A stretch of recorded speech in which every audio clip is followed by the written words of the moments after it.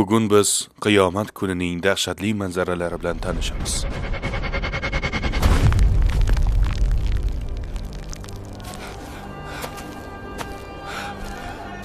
Qiyomat kunining boshlanganini bildirib baland bir ovoz eshitiladi. Alloh taolo Isrofil alayhissalomni tiriltirib, surni ikkinchi marotaba chalishni buyuradi. Sirot ko'prigi hisob-kitob tugagach, jahannam uzra jannatga olib boruvchi ko'prik quriladi. Ikki tomonida ilmoqlar osilib turibdi. Har biri o'ziga buyurilgan kishini ilib olish uchun tayyor. Yo'q! Yordam beringlar! Yo'q! Ovozlar Rahman haybatidan jim qolmish.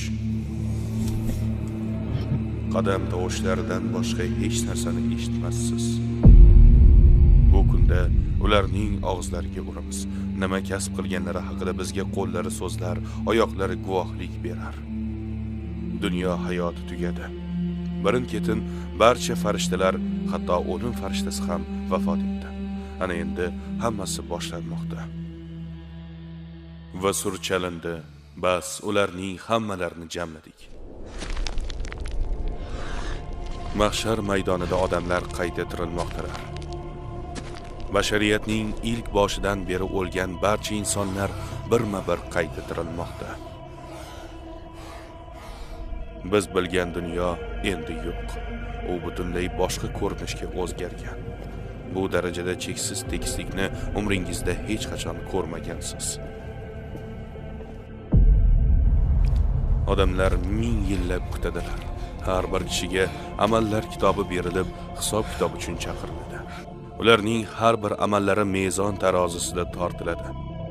So'ngra Sirot ko'prigi quriladi va nihoyat oxiri do'zax yoki jannat bilan tugaydigan yo'l boshlanadi. Insonlar birin-ketin barcha ishlarga guvoh bo'lishadi.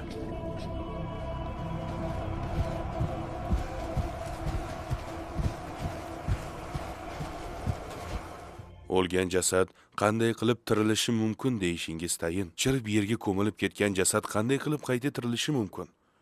Mana bu oyatda Robbimiz go'zal javob qilgan. U suyaklarni kim tiriltiradi? Holbuki ular titilib ketgan-ku dedi. Sen ularni ilk marta yo'qdan bor qilgan zot tiriltirur va u har bir yaratilgan narsani yaxshi bilar deb ayt. Koinot orqali o'zini birga tanitgan, cheksiz kuch va qudratga ega bo'lgan va hamma narsani mukammal saqlaydigan